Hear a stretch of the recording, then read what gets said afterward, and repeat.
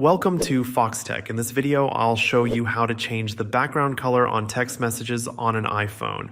Apple doesn't offer a built-in way to customize message backgrounds in the default Messages app, but there are a couple of options depending on what you're looking for. Let's go through them step by step. The first method is using iMessage. While you can't change the background color, iMessage itself does switch between two different colors.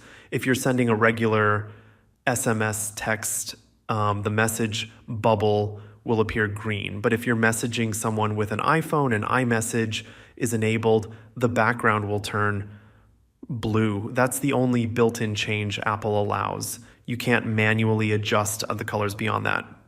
If you're looking for more customization, you'll need a third-party app. Open the Messages app, tap the plus icon, then select the App Store. Search for Color Text Messages. This app allows you to create customized message bubbles with different colors and fonts. Once installed, you can use it to send stickers that look like text messages with a custom background. While it doesn't fully change the system-wide background color, it does give your messages a more personalized look. That's how you can change the background color in text messages on an iPhone.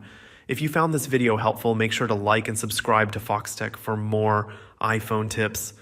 Thanks for watching and see you later.